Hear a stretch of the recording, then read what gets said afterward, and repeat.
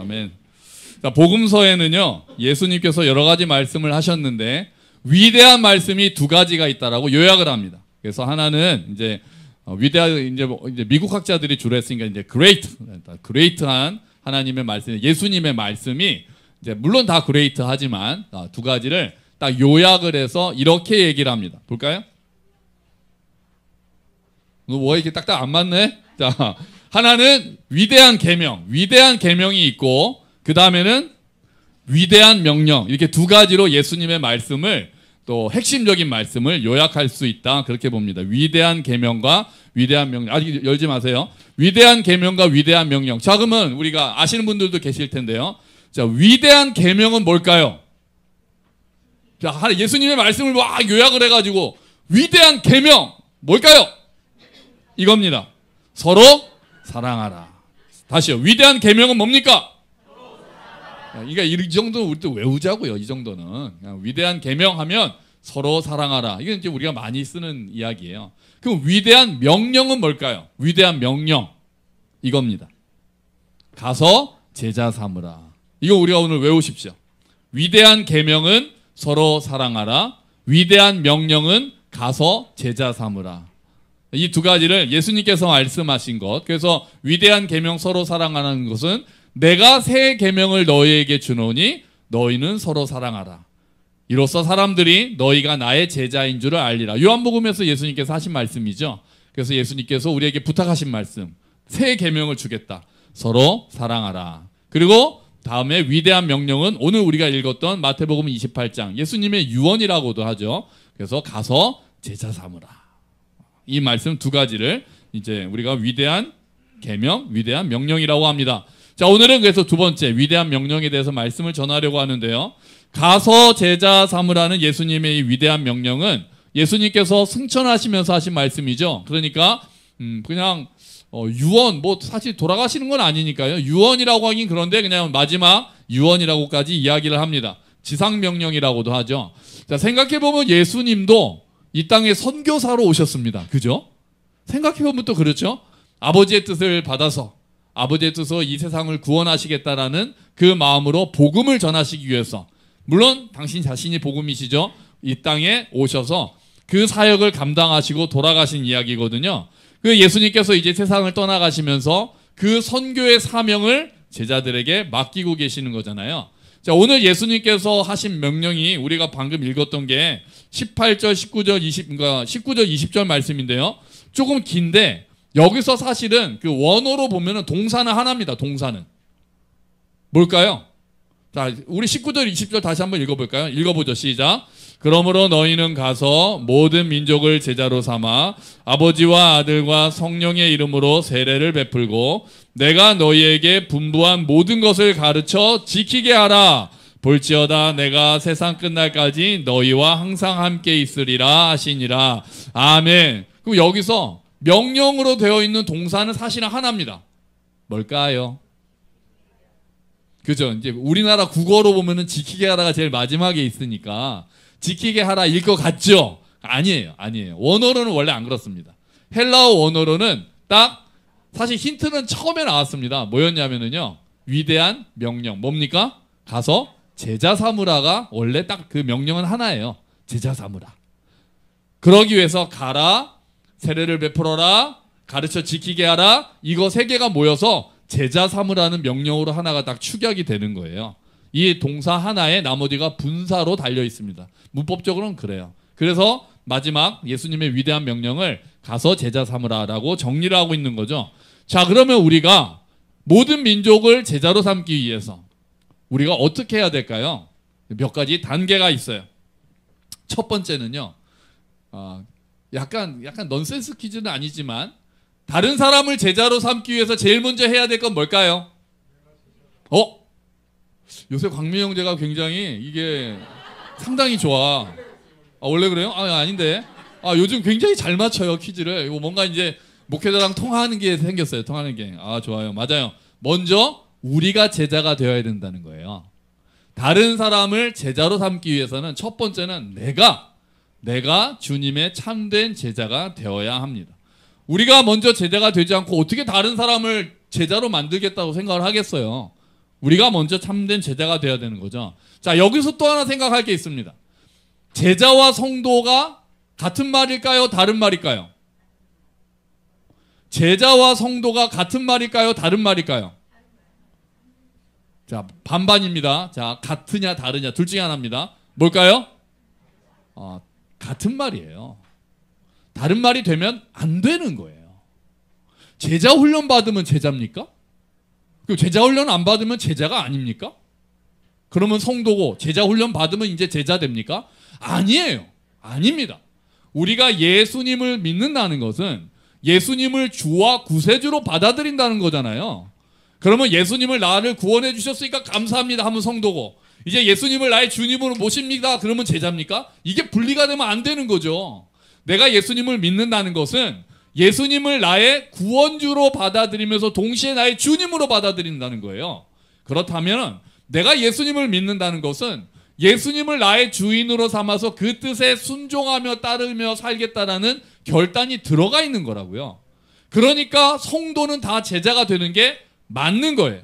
그러니까 나는 예수님을 구세주로는 믿는데 주님으로는 아직 못 받아들여서 말도 안 되는 소리 하고 계시네요. 말도 안 되는 얘기예요. 분리가 안 되는 겁니다. 나는 예수님은 구세주인데 주님은 아직 아니야. 아닌 거예요. 그러면 그거는 통합되는 거예요. 예수님 믿어요? 아, 네, 저 예수님 믿습니다. 그 얘기는 네, 예수님이 나를 구원하신 것을 믿고 내가 예수님을 주인으로 모십니다가 같이 결합되어 있는 겁니다. 분리되면 안 되는 거예요. 한국교회가 제자훈련이 많이 발전하면서 묘하게 이거를 분리시키는 일들이, 그래서 교회 안에도 1단계는 성도고 훈련받으면 2단계 제자가 되고, 약간 그래서 이게 분리되는 것 같은, 저는 아직 제자는 아니어서요, 제자 훈련도 안 받아서요. 아닙니다. 우리는 모두 제자예요. 제자답게 사는 제자가 있고 아직 제자답게 못 사는 사람도 있을 따름이지, 우리는 다 제자로 부르심을 받았고 다 성도로 부르심을 받았다고요. 그러니 우리가 제자와 성도를 분리하시는 게 아니라 내가 정말 그 제자답게 내가 고백하는 것처럼 살고 있느냐에 대해서 우리가 고민을 해야 되는 거죠. 내가 그렇게 말씀대로 아직 살지는 못한다 해도 그 말씀에 순종하기 위해서 기도하고, 그 말씀에 순종하지 못해서 안타까워하면서 기도하는 사람이 제자입니다. 그 말씀에 순종하기 위해서 몸부림치는 사람이 제자입니다. 여러분, 저는 뭐 별로 딱히 하나님이 다 알아서 해주실 거니까 기도할 게 마땅치 않아요 하시는 분들도 계시죠. 그럴 수 있는데요. 그러니까 제가 뭐 이렇게 어떤 분들이, 그런 분들이 계세요. 하나님께서 다 이루어 가실 거니까. 네, 그래서 뭐 이거 해주세요 저거 해주세요 라는 기도는 좀 딱히 하기가 그럴 수 있다고 생각해요. 그럼 그렇게 안 하셔도 돼요. 근데 이 기도는 하셔야 돼요. 말씀대로 살려고 하는데 내가 안 돼요. 이 기도는 하셔야죠. 용서하라고 했는데 제가 용서가 안 돼요. 그럼 기도하셔야죠. 뭘 기도하십니까? 내가 순종하려고 했는데 순종이 안 됩니다. 그러면 그거 붙들고 밤새 기도하셔야 되는 거예요. 그게 제일 큰 기도 아니겠어요? 이거 해주세요. 뭐 자녀들 잘 되게 해주세요. 우리 교회 부흥하게 해주세요. 나라가 안정되게 해주세요. 그런 청원의 기도들도 필요하죠. 하지만 내가 말씀대로 살려고 하는데 그게 안 될 때 더 많이 애통하면서 기도하셔야 되는 거예요. 그 기도가 너무나도 필요합니다. 그게 제자들의 기도예요. 제자들의 기도. 제자답게 살아야 되는데 그러지 못하는 나의 연약함 때문에 그걸 붙들고 우리는 애통해하면서 기도해야 됩니다. 자, 그럼 여러분, 우리가 어떻게 하면 예수님의 제자답게 살 수 있을까요? 성경 말씀이, 예수님이 하신 말씀이 있어요. 자, 요한복음 8장 31절 32절 말씀입니다. 짠, 나옵니다. 네, 우리 한번 같이 읽어볼까요? 그러므로 예수께서 네, 그러므로 다 읽어볼까요? 그러므로 예수께서 자기를 믿은 유대인들에게 이르시되 너희가 내 말에 거하면 참으로 내 제자가 되고 진리를 알지니 진리가 너희를 자유롭게 하리라. 아멘. 내 말에 거하면 참으로 내 제자가 된다고 예수님이 말씀하십니다. 예수님의 말씀 안에 거하는 게 제자가 되는, 성도가 되는 방법인 거죠. 여기서 거한다는 단어는요, 그냥 잠깐 있는 게 아니라 끊임없이 그 가운데 머무는 것을 거한다라고 합니다. 주님의 말씀을 계속해서 묵상하고 계속해서 순종하고자 몸부림치고, 그리고 그게 안 되는 나 때문에 애통해하면서 기도하는 것, 그런 인생이 주님의 참된 제자가 되는 거예요. 그러면 어떻게 된다고요? 진리를 알게 되고. 그러면 어떻게 된다고요? 진리가 우리를 자유롭게 한다고요. 이게 제자의 삶인 거예요. 말씀에 거하고 그 말씀에 순종하기 위해서 몸부림치고 그래도 안 되면 더 기도하고 그래서 내가 진리를 알게 되고 진리를 깊이 알게 되고 그래서 그 진리가 나를 자유롭게 하는 것. 그게 제자가 되는 제자의 삶이죠. 제자가 되는 삶이 아니라 제자에게 따라오는 삶이 되는 거예요. 그렇게 우리가 자유를 누리고 사랑을 누리고 평화를 누려야 그러니까 하나님 나라를 누려야 우리가 전할 수 있는 거잖아요. 다른 사람에게. 내가 누리는 자유를, 내가 누리는 평화를, 내가 누리는 소망을 다른 사람들에게 전할 수 있는 거잖아요. 우리가 먼저 제자답게 살지 못하면 우리가 복음을 전할 때 사람들이 뭐라고 합니까? 너나 잘하세요 그럽니다. 너나 잘하세요. 너나 잘 믿으세요. 그렇게 얘기합니다. 그들이 볼 때 우리가 어떤 교회를 다닌다는 사람들이 요즘 기독교가 한국 기독교가 믿지 않는 분들이 볼 때 어떤 모습인지를 우리가 돌아봐야 되잖아요.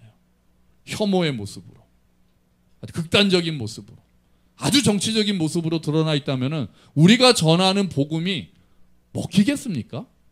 우리가 전하는 복음이 손톱만큼이라도 들어가겠습니까? 그렇지 않죠. 우리가 먼저 참된 제자가 되어 자유를 누리고 평화를 누리고 사랑을 누리고 소망을 누릴 때 그때 우리의 복음이 전파되고 그들을 제자 삼을 수 있는 거잖아요. 베드로 사도가 이렇게 이야기합니다. 자, 우리 한번 같이 읽어볼까요? 마음속에 그리스도만 거룩한 주님으로 모시십시오. 여러분이 가지고 있는 소망에 관해 묻는 사람들에게 대답할 말을 준비해 두십시오. 아멘. 우리가 소망을 가지고 있다는 게 전제가 되는 거잖아요. 여러분이 가지고 있는 소망에 관해 묻는 사람들한테 대답할 말을 준비하라는데 우리가 소망을 안 가지고 있으면 사람들이 물어보지도 않는 거예요.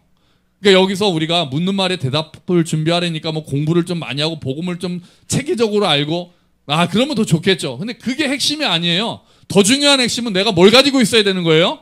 소망인 거예요. 우리 안에 소망을 가지고 있다는 게 보여져야 우리 안에 사랑이 있다는 게 보여져야 사람들이 소망의 이유를 묻는 거예요. 당신은 어떻게 지금 소망을 이야기할 수 있습니까? 우리가 막 예수 믿으면 만사 형통하니까 사람들이 예수님 믿으면 부자 되네. 예수님 믿으면 뭐 병도 다 고치네. 그래서 물어오라는 게 아닙니다. 네가 아파도 네가 가난해도 어떻게 당신은 여기서 소망을 이야기할 수 있느냐고 소망을 물어보는 거예요. 우리의 상황이 아주 나아서가 아니라 우리의 상황이 다른 사람들이 보기에 어떨지 모르겠지만 그들이 보기에 아주 막 좋아 보이는 것 같지 않은데도 불구하고 그 가운데서도 천국 소망을 품고 사는 사람들, 그 가운데서도 하나님의 사랑을 품고 사는 사람들이 있다면 사람들이 물어보는 거예요. 당신은 어떻게 지금 이 상황에서 소망을 품습니까? 당신은 어떻게 그런 상황에서 사랑을 나누고 있습니까? 그때 우리가 예수를 얘기하는 거죠. 제 안에 있는 소망의 이유는 예수 그리스도입니다. 그렇게 흘러가는 게 전도인 거예요. 내가 맨날 낙심하고 내가 맨날 불평하고 내가 맨날 혐오하고 그러면서 그럼 사람들이 물어보지도 않죠. 소망의 이유가 없으니까 물어보지도 않아요. 그런 상태에서 예수 믿어야 천국 간다고 하면은 말이 들어갑니까? 안 되는 거죠. 내가 먼저 소망을 품고 살아야 되는 거예요. 그게 첫 번째입니다. 전도의 첫 번째는 내가 제자가 되어 소망을 품고 사랑을 누리면서 사는 거예요. 우리가 먼저 제자로 살기를 축원합니다. 우리가 먼저 복음을 누리기를 축원합니다. 하나님 나라는 의와 평강과 기쁨이라고 했단 말이에요. 우리가 그걸 누려야죠. 우리 교회가 그걸 누려야죠. 자, 밖에서 기쁠 일 없다고도 교회 딱 오면은 기쁠 일이 있어야죠. 우리 주엘이만 보면 기쁘잖아요. 그날 주엘이가 오느냐 안 오느냐가 교회 분위기가 완전히 달라집니다. 그냥 존재만으로도 기쁨을 주는 그런 존재가 있잖아요. 저 우리 교회가 죄리가 안 와도 깊었으면 좋겠어요.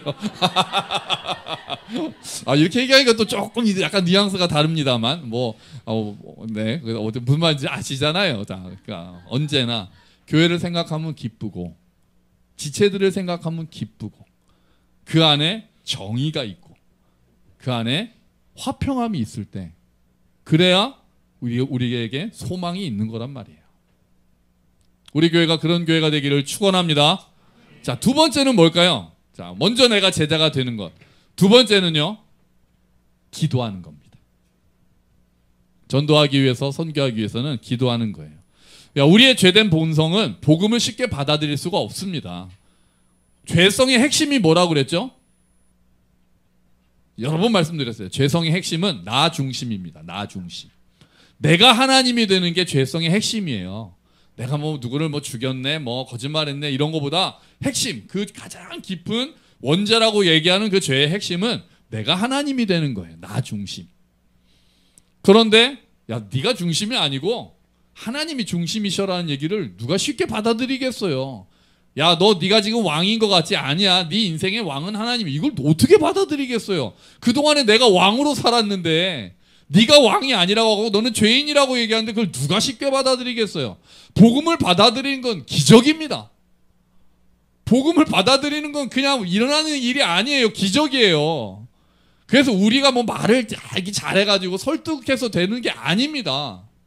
설명을 잘한다고 그래요? 그럼 예수 믿어야지. 그런 사람이 얼마나 있겠어요? 그래서 기도가 먼저인 거예요. 기도가. 하나님이 그의 마음을 열어주실 때만이 복음이 들어가기 때문에 그래요. 하나님이 그 마음을 열어주셔서 자기의 실상을 보게 하셔야만 그래야 복음을 받아들일 수 있는 거예요. 더군다나 지금 과학이 발달하고 신이 없다, 영혼도 없다, 사후세계도 없다 이런 사상들이 더 많이 퍼져 있는 지금 하나님을 전하기는 얼마나 더 어려워졌습니까? 그래서 우리가 전도를 얘기할 때는 기도가 너무나도 중요한 거예요. 어쩌면 우리가 전하는 것보다 더 중요한 게 기도일지도 몰라요. 우리 힘으로 되는 게 아니기 때문에 그래요. 정말 우리가 어렵게 복음을 딱 얘기했는데 그래?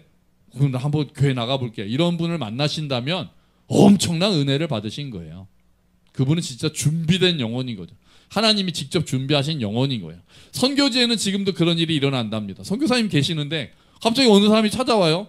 어젯밤에 예수님이 나타나셔서 당신을 찾아가서 복음을 들으라고 하셨다. 우와, 그건 선교사님이 선교하신 게 아니죠. 하나님이 직접 선교하시는 거예요. 그런 일들이 지금도 일어나고 있다고 합니다. 하지만 일반적으로 더군다나 한국에서는 더 쉽게 일어나는 일이 아니죠. 그래서 기도해야 돼요. 우리가 말을 잘한다고 어쩔 땐 말싸움으로 이길 수는 있을 수도 있어요. 말싸움으로 하나님이 계시냐 안 계시냐 가지고 막 말싸움 가지고 이길지도 몰라요. 말싸움에는 이기는데 복음은 안전해지는 경우가 많습니다. 거기에 설득돼서 그럼 진짜 하나님이 계시나가 아니라 내가 더 준비해서 이기고 말리라.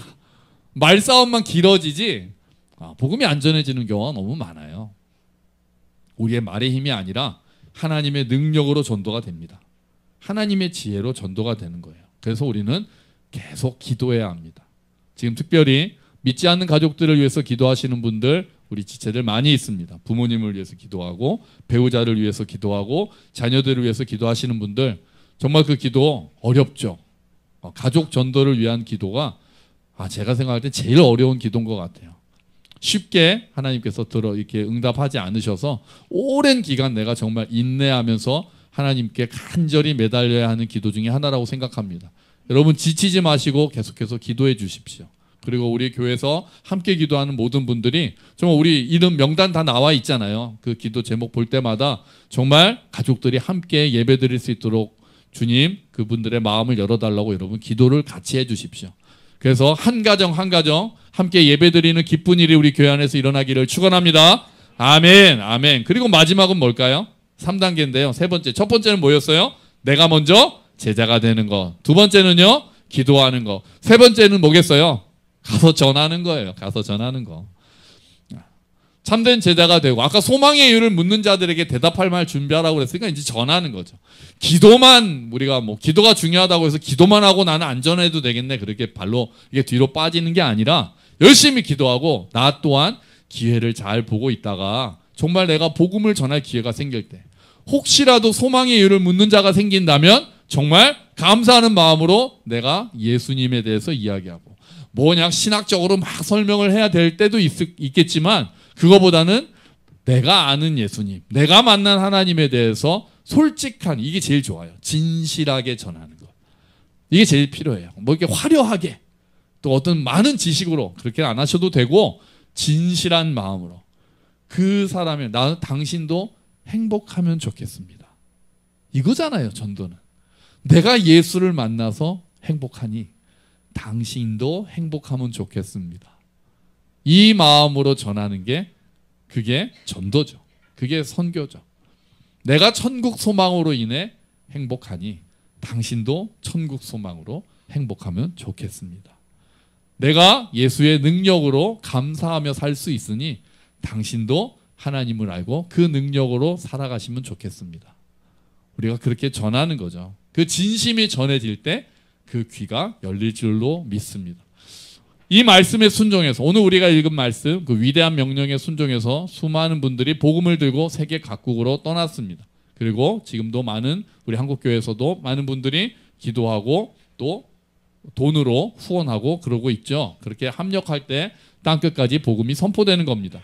근데 사실요 본격적인 선교의 역사는 그렇게 오래되지 않았습니다. 기독교의 역사를 2000년이라고 본다면은 선교의 역사는 보통 몇 년으로 보시는지 아세요? 물론 2000년 전부터 바울도 막 여기저기 다니면서 전도하고 그랬지만 그 이후에는 별로 전도와 특히 해외 선교에 대해서는 관심들이 별로 없었습니다. 별로 없었어요. 아예 없지는 않았지만 별로 없었습니다. 심지어는 그 종교개혁가들도 그 예수님의 마태복음 28장의 명령은 그 당시 사도들에게 주신 말씀이지 우리에게 주신 말씀은 아니야라고 설교한 사람들이 많았어요. 그리고 이제 고등 칼빈주의라고 하거든요. 이제 하이퍼 칼빈주의인데 하나님의 주권, 예정, 선택을 특별히 더 극단적으로 강조하는 그 칼빈주의 학파가 극단적 칼빈주의 학파가 되니까 어떻게 된 줄 아세요? 어차피 하나님이 선택한 사람은 내가 전도 안 해도 하나님을 믿을 것이다. 이게 맞는 말일까요? 틀린 말일까요? 아주 애매하죠. 그럴 수도 있을 것 같기도 하고 그럼 안 해도 되는 그건 또 아닌 것 같기도 하고 좀 애매하잖아요. 근데 그들은 그렇게 주장했어요.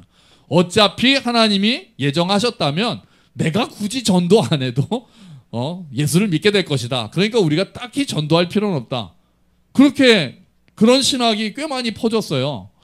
그래서 좀 이따 볼 윌리엄 캐리란 분이 우리 해외에 예수님을 믿지 않는 사람들에게 복음을 전합시다 그랬더니 어이 만약에 그 나라에 하나님이 선택한 사람들이 있다면 우리가 안 가도 하나님께 돌아올 거야. 안 가도 돼.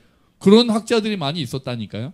이런저런 이유로 해서 실제로 세계 선교가 시작된 역사는 한 200년 정도로 봅니다. 기독교 역사는 2000년인데 세계 선교의 역사는 한 2200년 정도로 봐요. 그때 그 18세기 한 200년 전에 위대한 선교사가 등장한 거예요. 이 사람이에요. 윌리엄 캐리라는 선교사고요. 침례교 이제 목사입니다. 자, 마태복음 28장의 명령은 이분이 그렇게 주장하신 거예요. 지금 우리에게도 주신 명령이다. 사도들에게만 주신 명령이 아니다. 이방 국가에도 하나님이 택하신 백성들이 있다. 그런데 그들은 내가 가서 전해야 하나님이 택하신 백성들이 구원받을 수 있다. 이렇게 설교하면서 선교에 대한 열정을 막 불러일으킵니다. 이분이 한 유명한 말이 있어요. 보시면은 한번 같이 읽어볼까요? 하나님으로부터 위대한 것을 기대하라. 하나님을 위해 위대한 일을 시도하라. 멋진 말이죠. 하나님으로부터 위대한 일을 기대하라. 그리고 하나님을 위해 위대한 일을 시도하라. 그럼 여기서 말하는 하나님을 위해 시도해야 되는 위대한 일이 뭐겠습니까? 선교인 거예요. 선교. 믿지 않는 자들에게 복음을 전하는 선교. 그래서 인도로 갑니다. 인도로 가서 40년 동안 복음을 전해요. 처음에 10년 동안은 한 명도 예수를 안 믿었습니다. 근데 10년이 지나고 나니까 10년 동안 눈물의 씨를 뿌리고 나니까 사람들이 예수님께로 돌아오는 역사가 일어나는 거죠. 그리고 이분의 영향으로 미국에서 선교 운동이 일어납니다. 그래서 막 선교 단체가 생기고 선교사를 후원하게 되고 그렇게 돼서 해외 선교사 지금 전 세계에 퍼져 있는 해외 선교사님들이 몇 분 정도 계시게요? 우리나라 사람 말고 전 세계요. 해외 선교사님들이 몇 명 정도 있을까요? 3만 명 위. 10만 명 위. 100만 명보다는 아래입니다. 한 45만 명 정도 된다고 합니다. 선교사님들이. 그런데도 자, 아직까지 복음을 들어보지 못한 사람이 우리 지구에 몇 명 정도 있을까요? 74만 명은 아니지. 그거는 전 지구 몇 명 정도 있을까요? 아직 복음을 한 번도 들어보지 못한 사람이 지구에 몇 명 정도 있을까요? 아무나 찍어보세요. 10억? 위. 한 22억 정도 된다고 합니다. 22억은 아직 복음을 들어보지 못한 사람들이라고 해요. 그게 25년도에 올해 나온 통계입니다. 자, 우리 교회에서 돕고 있는 선교사님들이 계십니다. 자, 지도 한번 보여주시죠. 네, 자, 지도에다 그렸어요. 자, 저기 네팔에 저 위에 계신 분이 스미타 선교사님, 그리고 말레이시아에 제일 밑에 계신 분이 말레이시아에 우리 지지난주에 말씀 전해주신 이철호 선교사님, 그리고 그 위에 캄보디아, 요즘 아주 뜨거운 땅이죠. 캄보디아의 김창규 선교사님, 그리고 그 위에 대만의 김종윤 선교사님, 그리고 저쪽에는 네, 이국, 자, 어느 나라의 허 선교사님이 계십니다. 자, 이분들이 복음을 전하는 수고를 하고 계시죠. 그리고 여러분, 드디어 우리 교회가 선교 현장을 다녀옵니다. 이날 2026년 1월 21일부터 26일 5박 6일 어디로 가느냐? 대만으로 갑니다. 대만으로. 박수! 와, 드디어 개척한 지 11년 만에 드디어 단기 선교라고 하기도 부끄럽고 그냥 비전 트립이라고 하죠. 선교 여행이라고 합니다. 네, 우리가 다녀오게 됐어요. 여러분, 남녀노소 불문하고 신청하십시오. 뭐 아무런 제한 없습니다. 물론 주일이만 간다고 그러면 안 되고, 우리 초등부가 가려면 부모님이 한 분은 가셔야 합니다. 근데 중학생부터는 갈 수 있습니다. 여러분, 누구든지 때 딱 방학이고 주일날 끼어서 가요. 그래서 5박 6일 오늘 좀 빨리 말씀드리려고 그랬는데 지난주에 또 이철호 선교사님이 오시는 바람에 우리가 말레이시아를 안 가기 때문에 지난주에는 발표를 못하고 오늘 발표합니다.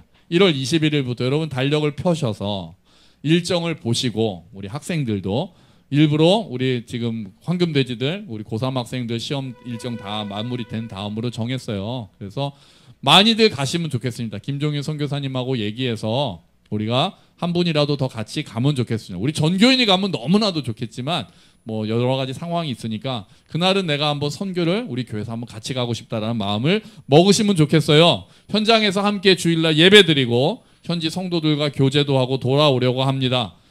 사실 이번 선교를 간 것은 우리의 올해 초부터의 이제 연출이었습니다. 뭐였냐면은 그 전에 우리가 돕던 선교사님들이 좀 멀리 계셔서 우리가 좀 편하게 다녀오기는, 좀 가벼운 마음으로 다녀오기는 어려워서 일부러 올해 좀 가까운 나라에 계신 그 김종인 선교사님하고 캄보디아의 김창규 선교사님을 우리가 후원을 시작했는데요.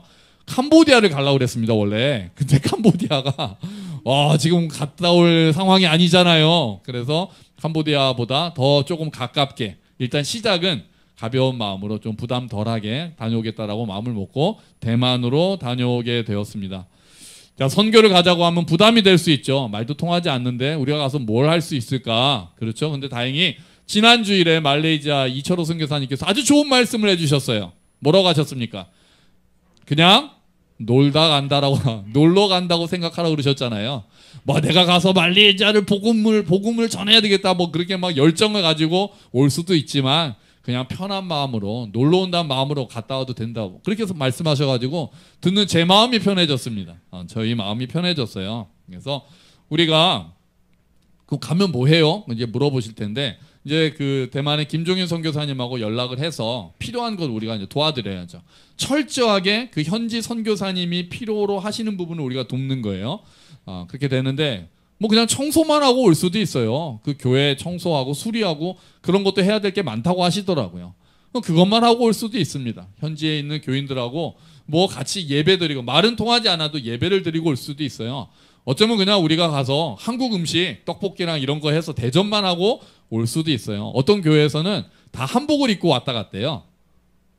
그 선교팀 전체가 한복을 입고 왔는데 너무 좋아했다는 거예요. 요즘 K컬처 그래가지고 또 좀 아주 그냥 한국 문화에 대해서 관심들이 많잖아요. 그래서 저는 윷을 가지고 가서 윷놀이를 가르쳐 줘야 되나?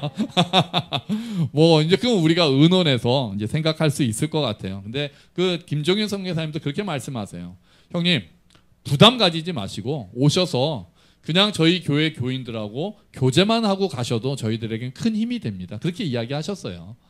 그러니까 우리가 막 가서 막 복음을 나도 아직 좀 자신이 없는데 막 복음을 전하는 거 열정 이런 거에 대해서 혹시 자신이 없으시더라도 우리가 또 한국어로도 찬양 우리 또 특송도 하고 그렇게 또 준비할 수 있으면 좋겠습니다. 자, 우리가 며칠 다녀온다고 해서 대만이 막 복음화되고 그런 건 아니겠죠. 대만 교회가 뒤집어지고 그런 건 아니겠어요. 사실 이 정도 다녀오는 거는 그냥 뭐 사실 해외 여행에 가깝겠죠. 하지만 선교사님께는 힘이 됩니다. 본국에서 사람들이 와서 같이 예배드리는 것만으로도 선교사님하고 사모님이 힘이 되신다는 거예요. 그거면 됐죠. 그리고 또 선교를 하러 가는 사람들이 은혜를 받습니다. 항상 그래요. 자, 그분들보다 간 사람들이 선교팀이 하나님이 이렇게 일하시는구나. 하나님이 이런 곳에서 복음을 이렇게 일으켜가고 계시는구나를 보면서 하나님에 대한 생각이 좀 더 깊어지고 바뀌는 경우들이 많습니다. 그래서 우리가 특히 우리 젊은 청년들이나 학생들이 많이 같이 가면 좋겠어요. 자, 관심을 가지고 시간을 내어주십시오. 비용이요? 비용은 1인당 한 50만 원 정도 들지 않을까 싶습니다. 그래서 원래 비행기 값까지 다 해서요. 그 정도 생각하시면 될 것 같아요. 물론 또 더 세부적으로 해야 되겠지만 교회에서도 지원하고 하니까 그 정도 생각하셔서 지금부터 준비하시면 되지 않을까 싶습니다. 그래서 한 2달 정도는 이제 우리가 모여서 같이 기도하면서 준비해야 되겠죠. 그러니까 좀 빨리 이제 한 12월부터는 우리가 모여서 기도하면서 준비를 해야 할 테니까 그 전에 결정하셔서 가족 단위가 같이 가시는 것도 너무 좋겠고요. 결정하셔서 이렇게 가겠습니다라고 저한테 말씀해 주시면은 인원을 확정하고 선교사님께도 말씀드리도록 하겠습니다. 자, 우리 다시 기억해 봅시다. 위대한 계명이 뭡니까? 이거 벌써 이렇게 하시면 안 되는데. 위대한 계명은 서로 사랑하라. 위대한 명령은 아멘. 그래요. 여러분, 우리 교회 이름이 함께 걷는 교회입니다. 주님과 함께, 지체와 함께, 이웃과 함께. 여기서 이웃과 함께 걷는다라는 것이 여기가 전도, 구제, 선교를 이야기하고 있는 거예요. 여러분, 이번 기회에 우리 교회가 이제 선교에 대한 마음을 같이 품기를 축원합니다. 그래서 복음을 전파하는 일에 동참해서 하나님의 마음을 더 깊이 알게 되고 하나님의 능력을 경험하게 되고 하나님의 일하심에 함께하는 그 기쁨을 경험하는 우리 모든 우리 식구들이 되기를 주의 이름으로 축원합니다. 아멘. 우리 함께 기도하죠. 주님, 감사합니다. 가서 제자 삼으라는 예수님의 말씀 우리가 새겨봅니다. 내가 먼저 제자가 되게 하시고 끝까지 기도하게 하시고 그리고 그들을 주께로 인도할 수 있게 도와주시옵소서. 함께 기도하겠습니다.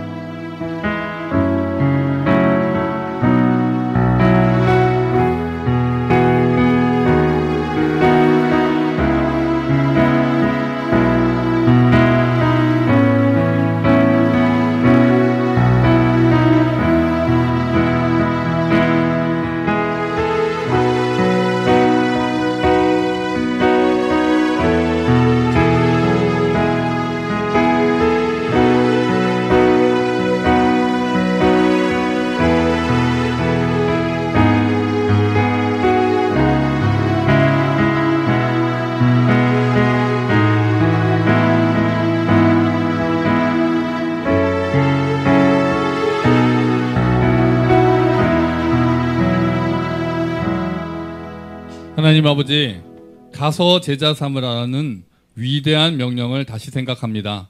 주님, 우리가 먼저 제자가 되어 복음을 누리게 하시고 낙심하지 않고 기도하게 하시고 그리고 말씀을 전하여 정말 우리가 누리는 그 자유, 우리가 품고 있는 그 소망의 세계로 아직 모르는 자들을 전할 수 있도록 초대할 수 있도록 주님 도와주시옵소서. 주님, 우리 교회가 대만에 다녀오려고 이제 준비를 하고 있습니다. 주님, 우리 마음 가운데 하나님의 마음을 부어주셔서 우리가 관심을 가지고 준비할 수 있게 하시고 정말 이 과정을 통해 지금도 하나님의 나라를 전하시고 이끌어 가시는 하나님 아버지의 일하심을 함께 경험할 수 있도록 주님 도와주시옵소서. 감사합니다, 주님. 예수 그리스도의 이름으로 기도합니다. 아멘.